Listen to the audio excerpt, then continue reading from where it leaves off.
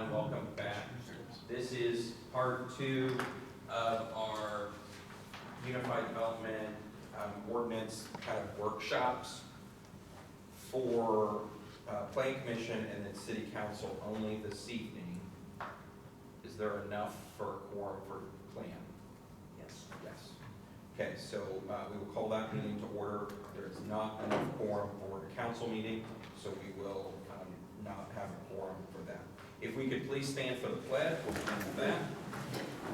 I pledge Allegiance to the flag of the United States of America and to the republic for which it stands, one nation, under God, indivisible, with liberty and justice for all. Okay, today is Tuesday, September 19th, time being 6:30 p.m. This is a special meeting of the Planning Commission. It's called to order. Amber, would you please call the roll? Kevin. Here. Rick. Here. Alan. Here. Tom. Here. Mark. Dick. Ken. Yes. There being no old business, we'll move directly to new business. American Construction Point is back with us this evening for part 2 of our comprehensive plan and unified development ordinance overview. This is the meeting that was scheduled after our last one to kind of go through the actual printed proposal. We were just talking about this a little bit, just so everyone's clear before we get started. This will come before the Planning Commission and the Council in October, second reading in November. They're going to get to that, but that's the kind of timeline we're working on, with an implementation date or an effective date of January 1st, 2024. So with that, anything else there? The floor is yours. Thank you, Mayor. Great to see everybody again. We were here a few weeks ago. I know we kind of went through an overview of the whole process, kind of brought everybody up to speed where we're at, and then went into some of the high-level nuts and bolts of the zoning ordinance. But tonight, the draft has been sent out to everyone for review. We're going to go through a lot of the key pieces, just so we found that over time it's a lot easier if we help kind of walk through all the different pieces so we know how it fits together. We know what section and what chapter is really referring to what standards and how they impact development reviews or the day-to-day life of zoning administration, as those of us that have done that work know how fun it can be to go through multiple sections of a code. An old boss of mine used to say zoning is a math problem, which is something that always stuck with me because you have to get a lot of different little pieces and add them all up to get to the right answer. And so that's why we want to be here tonight to kind of walk through that and help guide everybody through the draft. With that, my name is Matthew O'Rourke. I'm the Planning and Economic Development Group Leader with Structure Point. To my right is Phil Roth. He's a senior planner with our group, and also David Baird will be taking you through most of the presentation. KK is not able to be with us this evening. She's off gallivanting across the Northwest, having fun in Vancouver and Alaska and other places and seeing the great country. So the trip she had pre-planned for a while, wasn't able to make it back for this evening. But a lot of the work that you see here is also hers, so I want to make sure we acknowledge that she was a big contributor to this process. With that, I will turn it over to David. Thanks, Matt. So another way to kind of think, that was actually a good analogy. I've actually not heard Matt say that about zoning before, about it being a math problem. But another way to think about that is that the code, it cross-references itself quite frequently. So, what is in the sign standards, sometimes you have to look to the zoning district. And so these chapters, they work together, and we have to make sure everything is cross-referenced properly. So it very much is, it does not read like a novel for those of you who've gotten in and taken a real hard read at it. It's very much, application specific and looking for the information that you need to find from it. So from that, Matt, if you just continue on. So some of these slides we showed last time, and we're going to go through them pretty quickly. The first chapter is very intuitive. It's just basically the introduction, the purpose, stating what this is. So next slide.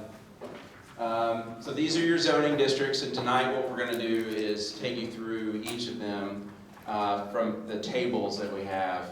And then also in the very back, there is an appendix, which is what we call a land use matrix. That can be extremely helpful for your just kind of casual user of the code. So Matt, if you could, next one. So in the chapter 2, it makes it clear as to what standards you have to meet for each land use, if it defines what those are. And so what we have is we have two different types if they're additional standard. There can be one that is, well, actually four different types if you look at it that way. There's prohibited, that's something that could not be done in a district. There's permitted outright, and then there's permitted with additional standards, and then there's what we call special exception, which have to come to the board. Today, in your code, you have what's called conditional uses, and you also have special exception uses, but they really work the exact same way. So we've taken the word special exception and used that throughout so that there's less confusion as to, because there's really not very much difference in your code today. So then the development standards, we'll get more into that here in a minute. So the conservation district, the way that we went through and looked at each district, kind of take you into our mindset of how we did this. Today, the conservation district is only one large piece of property. I believe it's just your country club, but you don't really have a real agricultural district. You have one on paper, but there's nothing that is actually zoned to it. So what we did is we kind of merged those two, and so that, you know, if there is another use that wants to come into the city, but wants to keep more of an agricultural base, you have that option. So what we do when we think through these is we look at your existing land uses, and we put it in this, what we call a land use matrix, or excuse me, an adjustment chart. And we look at it and we say, okay, what are these land uses can be put together? Because when we look at your code, there are a lot of things that were very, very similar. They function the same way. So we put those together, and then we looked at what is the ideal in other communities, and this is how we come up with those lists of uses. So the idea with the permitted ones are just ones that people are going to be very comfortable with. And the special exception ones are the ones that maybe they're larger. They could be a little more intrusive in the neighborhood, but with the right standards and with a public hearing, then the community should be comfortable with it. And so, by the way, if you have any questions, just please feel free to ask as we go through. So next slide. So when you look at those development district or the standards, the larger districts, like an agricultural district, need to have the larger setbacks. And then once you get into the commercial, you want to have smaller setbacks. So these are scaled, and that's why the development standards are different per the zoning districts. Okay. So the R1 residential, this is the one where we want the least amount of intrusion into your neighborhood. It's your true single family detached housing. And so same thing, we put this in an adjustment chart. We try to make sure that these terms are not duplicative, that they have good definitions, and that they're easy to apply. And so as we've gone through this, I'm going through chapter 2 a lot because chapter 2 is really important because it really lays out really the whole code, because what zoning district you're in and what land uses are permitted are so key. Next. Same thing with the residential districts here, or like I was saying with agriculture, they're a little bit larger. Now we're bringing them in just a little bit. And as the residential districts R2 will get a little bit smaller, R3 and R4. Matt? So I was talking about the land use matrix, and this is what that is. This is what we refer to as Appendix A.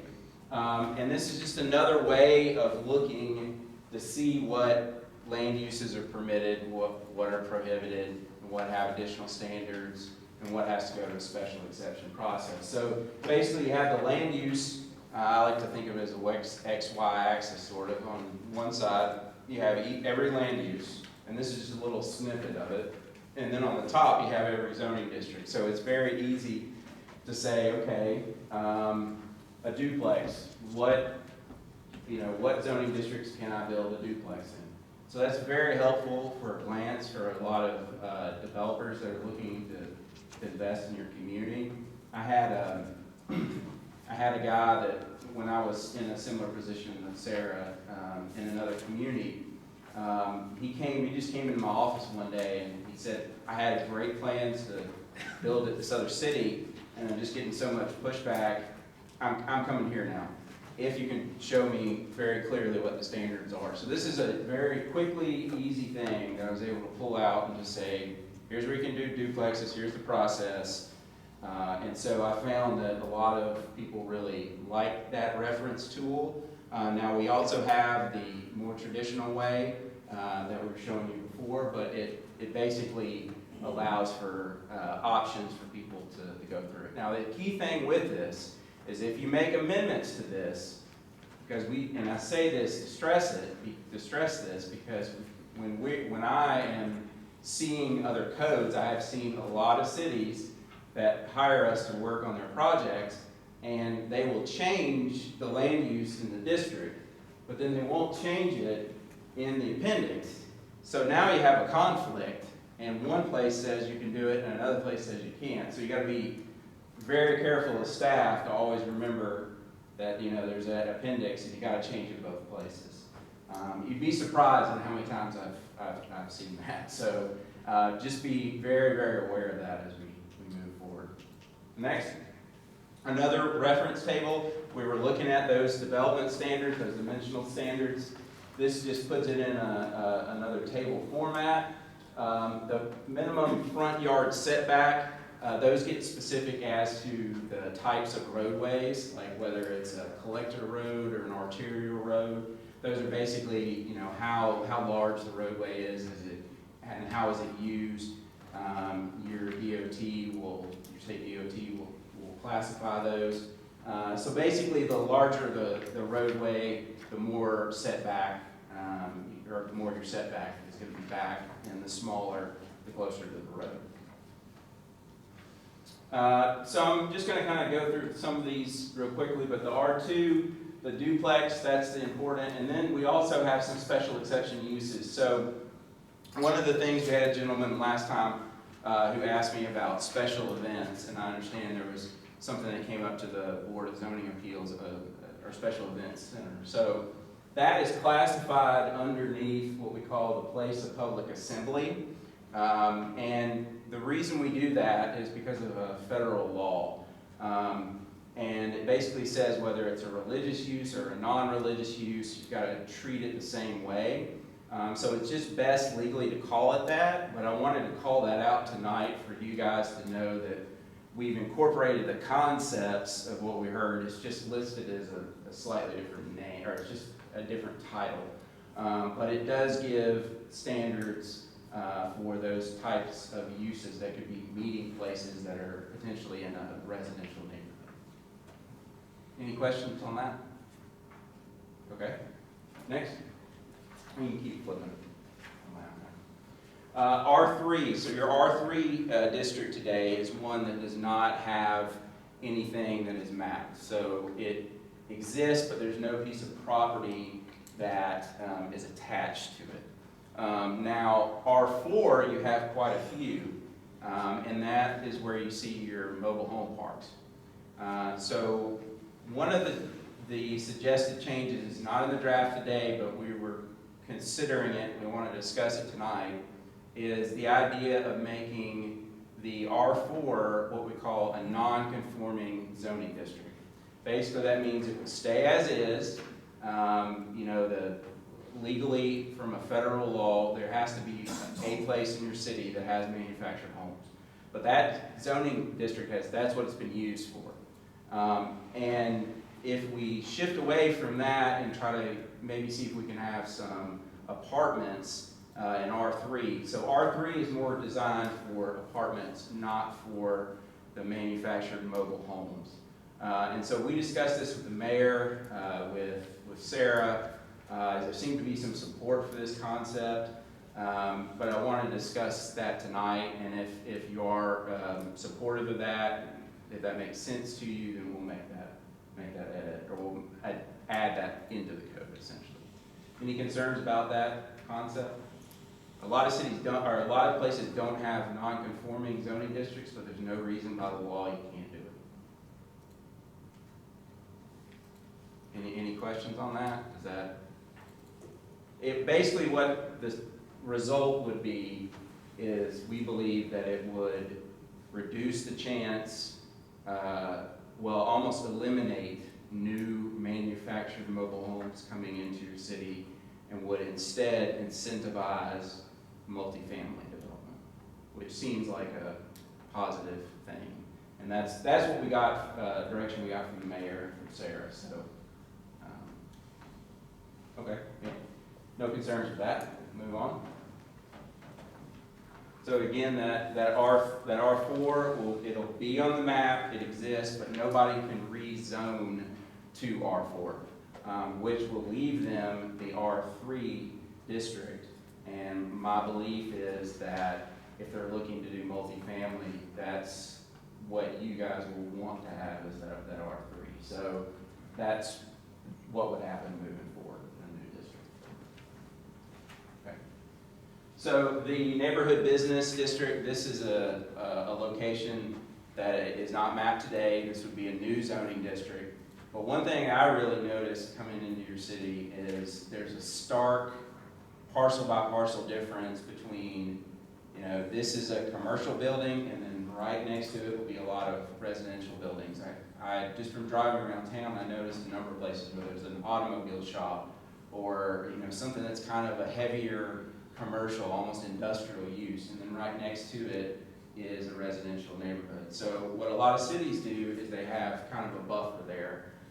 Maybe, that could be right on that edge, could be a kind of at-home or home business, minimal business. And right now you don't have that option. So we think that's a good possibility. We're going to add some standards in there that make it clear when you can rezone to it. But we think that could be a good development before you move it forward. You can keep going. Central Business District. This is one that we took a hard look at the land uses. What we see, and you're no different, but we see a lot of cities that need to make this a lot more mixed use so that you can live, work, play, essentially all of those things right in your downtown. So we were thinking about that when we came up with the land uses that we have. Next. The general business, there weren't as many changes here, but one thing that we did that we're going to do and add to that is not in the code today that we've discussed is adding a truck parking lot requirement. B2, there are some places that are kind of, I guess you'd say, small business-esque. I know from talking with Sarah, there have been some concerns about residential neighborhoods and large trucks parking in them. There are some properties in B2 where that could be detrimental, so we've discussed adding that. So, any concerns on that concept? Define truck. Are you talking 18-wheelers. Are you talking tractor and trailer or just tractor? Yeah, I'm talking 18-wheeler. Oh, okay. Not, yeah, that's a good point. When I say truck, I'm not talking about. It's just a tractor. You're talking No. about no. Yeah, I'm talking, yeah, exactly. Yeah. Okay. Keep going. The heavy commercial district, one thing we noticed here is that you had a lot of more heavier uses there, so we kind of had to look and see where those were in town, and this is what would come up with the land uses. Any questions there? Okay. Next. The institutional district, this was really designed if you're going to have a new employer coming in, maybe a new large governmental facility. It would really set up nicely for this district. I did have a question about this, which was, if if something is government building today, would that be rezoned to this? And the answer is that's not the intention. If someone, a governmental agency wanted to do that, they could certainly do it, but that's not the intention. The intention is an economic development tool should somebody decide to use that. Thanks. I think, if I Yeah. can say something. Yeah, sure. And Sarah, While you're please. on that note, I don't want everybody to think that, with all these zoning, things that have been added, that we're gonna go out there and rezone a bunch of properties. We're not. It's that if that use changes or whatever, and we need to look at rezoning it, that's the time to do it. No, that's a very good point, and the neighborhood business is a great example where we're not, well, the city is not, staff, we as a consulting group are not recommending that, you go out and change the zoning of any of these properties that are today residential, that are next to commercial. But what I believe you will find, and other clients that we've worked with, that we've added this, what they've come back to us and said, people are taking advantage, or taking this, and the neighborhood is very comfortable with it, and it's provided a smaller scale business for somebody while they can still live in their house. Great example of the city that I live in that has a zoning district like this. I actually need to go get my hair cut in about a week or so. The front of her house is a hair salon, and the back is where she lives. And there's not really something that exists today that can be great for small businesses. Now, you may have an individual house in your general commercial that has that, but it's kind of sparse and far between. So it is the property owner's decision to bring forward and request this. Would it make sense to something like this that's institutional, right, schools, hospital, the governments, something that's very identifiable? Would it make sense maybe to do like a pretty mass rezoning, like we know where all our property is, Tom's the superintendent of schools? You can if That helps drive that. Yeah, I mean, if you, I've seen cities do that. Generally speaking, I would say that I'm not really sure that it would be worth the effort. It might get the ball rolling as far as someone potentially knowing it. I don't know. I can kind of go either way on that one, to be honest. But would it help if you had vacant land next to that? Yes. No, in that case it would. Yeah. Yeah, that is a good point. If you've got a large open area. Like here, I don't think the impact would be maybe as much, but kind of on the periphery where maybe you got open land and someone sees, hey, that's where that district is. Yeah, I can see that. So we don't be repeating the same. Yeah. Do you think it's helpful in that instance, so if somebody's looking at our zoning map, right, and they see the school campus, for example, a large tract of land, maybe they don't know that's where the school is, but there's a large institutional zone. I may want to investigate that more with that. Yeah, absolutely. If it's more of a visual representation of where are our parks and our city services and our educational. That's it. That's why a lot of the cities do. The cities that have it, that's one of the main reasons to do it. Josh, we have about 150 acres, high school, elementary, right in there, and even the unused acreage that we have, probably about 50 acres we have unused. Would it be advantageous to rezone all of that to institutional, because it's probably, right now it's agricultural, and I don't know what the elementary would be zoned. Is it Institutional. I mean, it's probably currently a B or something, right? Yeah. This is probably an R1 if I had to guess, even though it's been a school for 7 years. Yeah, so I mean, like a building here, if it's R1 today, I would rezone it to institutional. Yeah, because we just haven't done a good job, because it fit, right? This use fit and everything, so we haven't done that. But like to Tom's point, if I'm trying to show somebody like parks, education, Yeah. city services, that seems, if that was, I don't know, it's called purple on the map, then that would seem like something that would stand out. Yeah. No, I mean, a lot of businesses today are looking at quality of life. And so that is one of the reasons that they do it. It just maps better and the price can be better.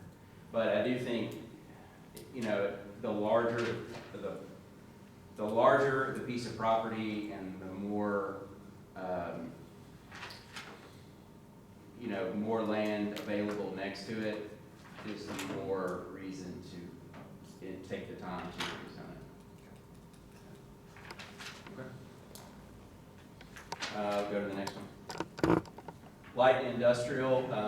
I was telling Sarah that what I noticed in the existing code was that you called it light industrial, but it was really like there was a heavy industrial and an extra heavy industrial.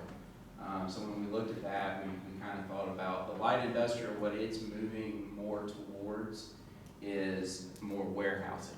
We're seeing that warehousing and storage, that need, that market has risen substantially over the past 10 years. So most cities are trying to develop their properties to do that. So your mayor gave me a couple locations to go look at, and a couple of them really fit what the light industrial is intending to do. And then there were a couple that were not really as like light industrial. They are today, and I think there are some land uses, that heavier land uses that we're recommending to take out of the code today, and so that it can become more of a warehousing type storage. The area that is on your southwest part of town, I believe it's an I-1 today.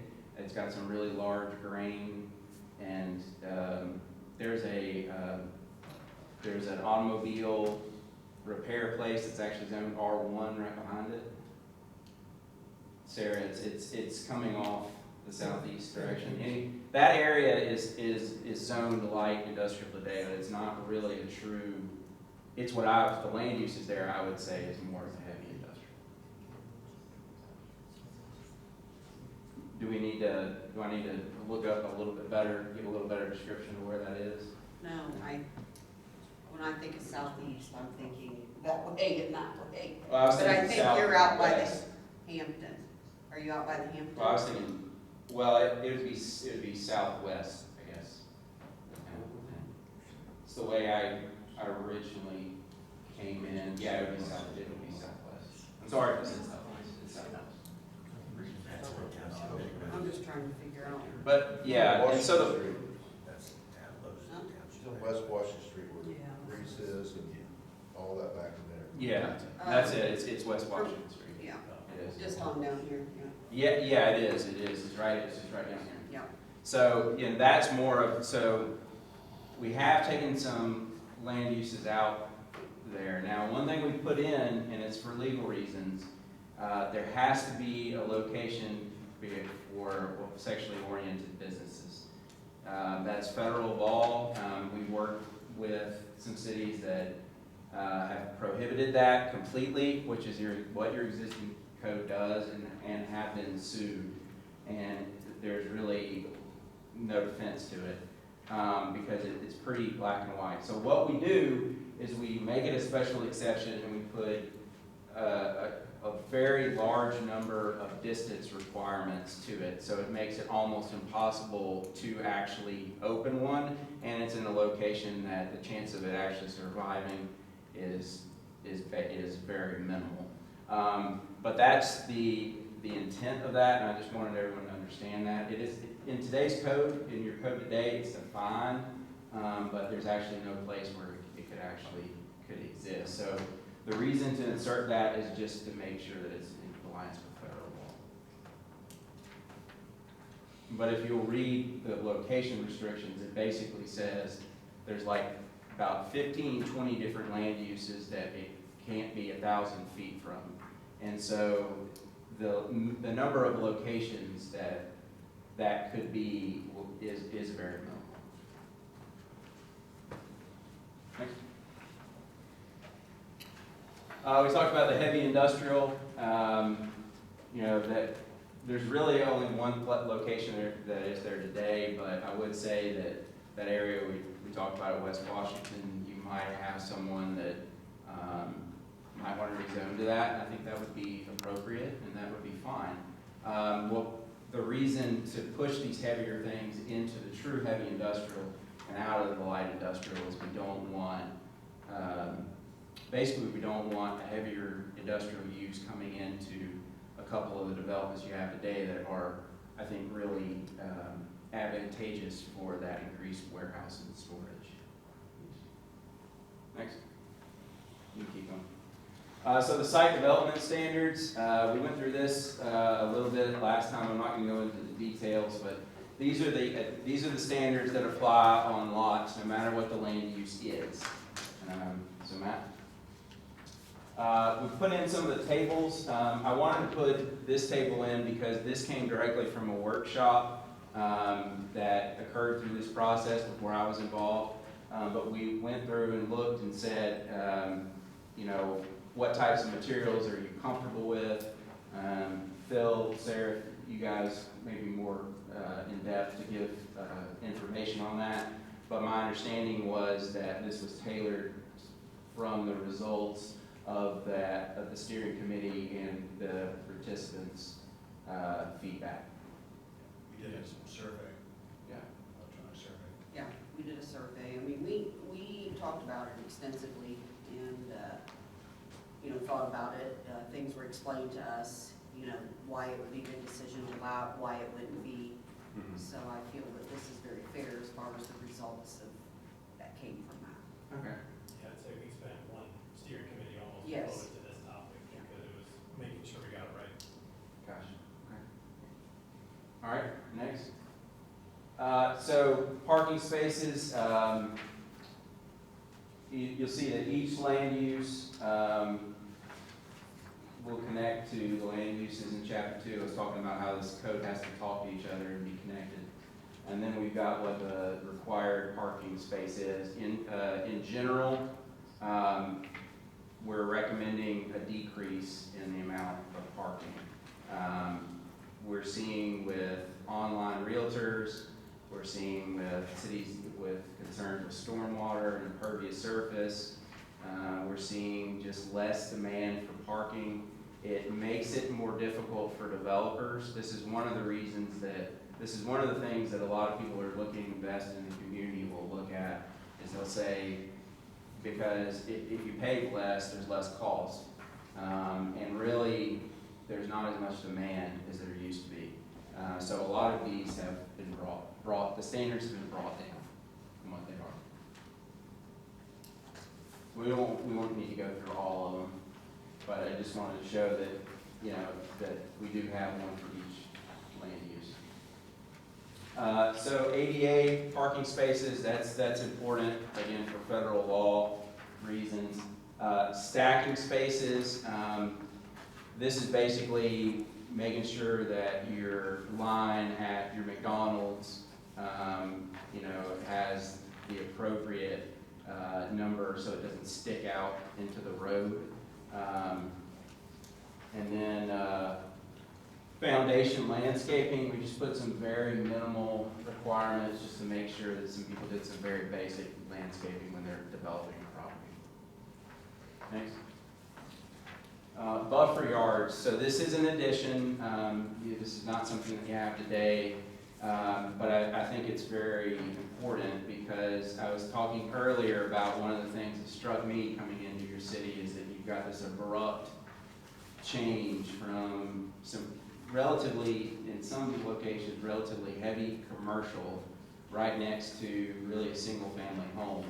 And so this is inserted as a protection measure for your residential neighborhoods. So if someone does come in and they want to use a heavier commercial use, maybe they're in B3 or B2, that's fine if they want to build that, but they've got to have some landscaping standards that serves as a buffer. And that, from a livability standpoint, I can see that's our recommendation. So that is an additional standard, but on a cost-wise, I think what you'll find is you're reducing parking, you're reducing some other development standards. So I think that this this wouldn't be onerous to someone, and it would really improve livability things for those people who are right next to commercial properties. Next. So the signs, we've got a whole section on this, but the main thing we want to be clear about is, that, again, a federal law, we needed to be compliant with a U.S. Supreme Court case. It's called Reed v. Gilbert. Basically, the signs have to be what we refer to as content neutral. So that means that we can't term them an election sign, because if you have to read the sign to figure out what the content is and how to classify it, then that's against the new federal law. So real estate sign would be one example. So temporary signs, that basically spells out how long they can be put down and what sizes are available. I bring up the federal law because usually the most questions we get on the federal law comes from the temporary signage issue. The next. So we won't go through all of the sign standards, but what I do want to show is that generally speaking, you've got these different sign types. You've got them by different districts. So the sign standard, which you've got to look at to find what standard is applicable, is the sign type and what district it's in. So the monument signs, those are the ones that may be brick or they have a base on the ground. Those have become real popular. They are pricier, but a lot of cities want to make it clear how you can do that because they do look quite good. Wall signs is another type. Keep going. Awning signs, post signs, that's also called a pole sign. Projecting signs, those are the ones that are more for pedestrian oriented in your downtown area. Keep going. So you can see that that's in the central business district. Window signs, I'll say that we do have some standards there, but that can be a tricky one to enforce because it depends upon whether it's inside the window or outside the window. So what we typically do is, and we have in your code, is a percentage amount. It's not a number of sign, but it's how much of the window face can be taken up. So that's how the standard works. Next. And then you see we have these permanent signs in the industrial districts. Generally speaking, your residential signs are going to be the smallest, commercial signs the next biggest, with the exception of the downtown signs. Those want to be pedestrian scale, not for cars, but for someone walking in your downtown area. And then industrial being the largest. Next. The use standards, these are just a few of the examples that are in the code. These are very site-specific. These are very tailor-made for the community based on what we've heard. I just want to point out a couple that are important. The manufactured home park, the mayor discussed that with me, and we took real hard to look at that and see what standards we could have. Of course, the non-conforming zoning district came out of that discussion. The other one I want to highlight is the home business. We have, today you just have one term. I believe the term today is home occupation, right? Is that okay? So today we've put two terms in. There's home occupation and home business. Home occupation is just someone who's at their house. When you drive by, you cannot tell that they are actually working in their house. There's no sign. It is just, no one would know unless they went out and told their neighbors that's what they're doing. There's no impact to the neighborhood.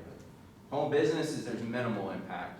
That's where maybe you have one chair for a barbershop or a beauty salon, or you've got something that the packages, a truck comes in once a day, not a large 18-wheeler, but they're shipping out packages once a day. There's minimal intrusion.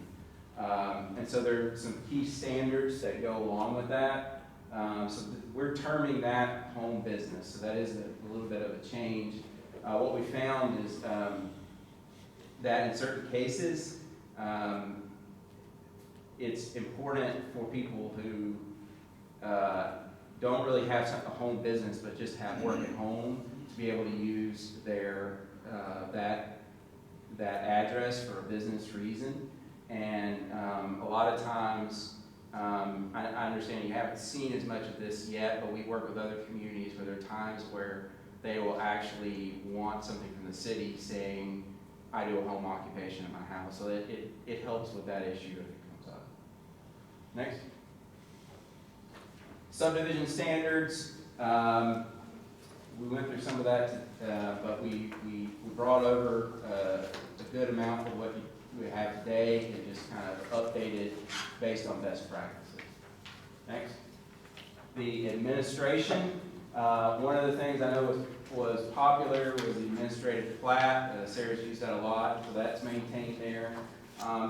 This is what we've done is we've taken Indiana law, Indiana best practices, and infused that with what you have today, so that you'll see that there's the minor subdivision. The whole idea with that is a smaller plat, something that can take less steps, and we streamline that process. Next. So then the next part about the drawings and the construction process. We went over a little of that last time, so we'll keep going. So the charts here, we've put, throughout the code, we've put these charts for user-friendly reasons, for someone that can just simply see, okay, you know, who is approving this. So that's really the main point of this table, so that somebody who's looking to develop can look real quickly and say, okay, can I get this administratively approved, or do I need to go to the planning commission? Next. Zoning administration spells out those steps for the Board of Zoning Appeals and the Planning Commission. Next. The Technical Review Committee, that clarifies the process of when Sarah receives an application and then sends it out to different agencies. One of the things that we see will get sometimes bogged down in application is where it will say, you know, you have to submit this to 3 different offices. Well, the way that we will recommend the code be written and the way it is that the administrator, Sarah's position, receives those applications and then she sends it out to the other governmental agencies. And that's a little bit easier from a developer perspective than having to go to different offices. Now, the Technical Review Committee is all those different offices, or all those different people that need to be involved. So basically, Sarah, the building commissioner, receives the application, sends it out to who it needs to be for review, discusses that with them, and then brings it forward, if need be, to the planning commission, or is able to approve it administratively. Next. Same thing with the Board of Zoning Appeals and how this works. I just want to kind of reiterate, if something was a conditional use previously, the way we've written it, it's now a special exception use, because functionally those work basically identically. And so, again, one of our things was to take out extra process and streamline the code. So that's just an example where we've done that. Nonconformities, we talked a little bit about this. The key thing on this is standards about if it exists today, it's not going to go away if it violates the code, but these govern those things that are there on the ground, and if they were built today, they wouldn't meet the standards, but they can still stay. Next. Enforcement, pretty much that legal process. I will say that I made a point to have the enforcement chapter reviewed by your city attorney. He has provided comments. He had one really good comment. We've made that edit, and you'll see that in your draft today. Next. Definitions. Speaking of an attorney, I jokingly like to say this is kind of lawyer land, because most people don't use it unless you're in Sarah's position or an attorney, because it really defines what these things are, makes it clear. This is where a lot of those conflicts come out, and where this is why it's long and arduous, and we won't use it a lot, but it's done because a lot of the court cases that I see on land use issues boils down to what is the definition of home business? What is the definition of home occupation? What is the definition of whatever it is? So we try to define as many terms as we can for that legal protection, and to make it clear for the boards that are using it. I had when I was in a role similar to Sarah's, we had a code that wasn't very good, and we amended it once this came up, but I had a planning commissioner ask me, well, what exactly is the definition of home occupation? What was that issue? And my response, my truthful response was, it's not defined and it's open to interpretation. So that's why, we don't want to put staff in that position. I didn't like having to be in that position. There's no fault, but we edited it as quickly as we found the error. So that's our mindset as we're going through that. Next. So we've I've kind of gone through these. I will say one thing we do need to add is the historic zoning procedure to the draft, so you'll see that in the revised draft. There's a new version of that. So we had to take out the old one. Sarah's provided us with that, and we'll make that edit. But that did not get in what you're seeing today, but we will get that amended. There probably will be some small little edits. Looking to see, I think I've gone through the other ones, just grouped at the appropriate location. But what we will do is we'll provide Sarah with two versions. A red line version that shows all the changes from today's version, and a clean version, so you can read either one that you want. If you want to see what has changed as we're going through this to the adoption meeting, or if you just want to read it on a, without those, you'll have that. So that'll be our plan moving forward, so you can see every little item that comes up and from this point on for an edit. One of the other things I'll say is we developed at the board's request an outline that got sent to you, which will say each section of the code, where that provision was in the old code, and then it will also say how it's changed or not changed. There were a lot of the ones that have a change. They're very small changes.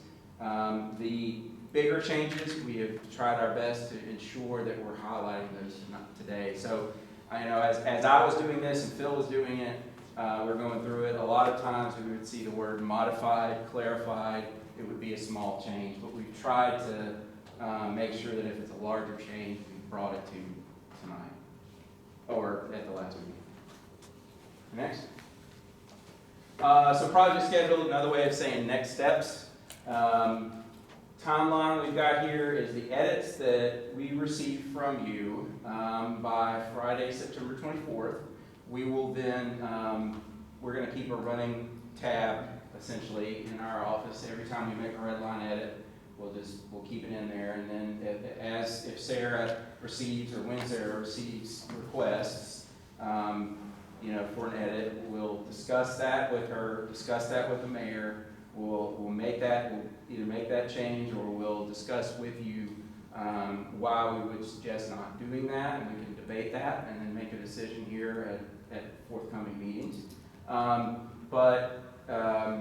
So that will be the 25th. Now, you will notice the draft of city council review is before the next proposed meeting on the 3rd. The reason for that is just public notification of legal requirements.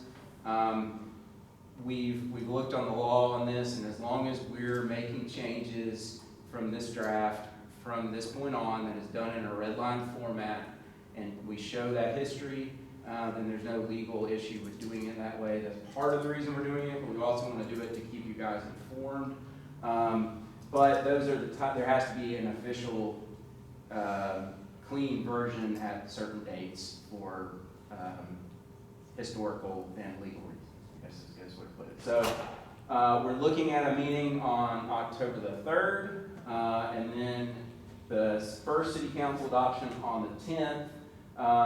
Tentatively, the second adoption date, Thursday, November the 9th. I understand that you won't be having your typical meeting date in November, and that is the tentative date to do that.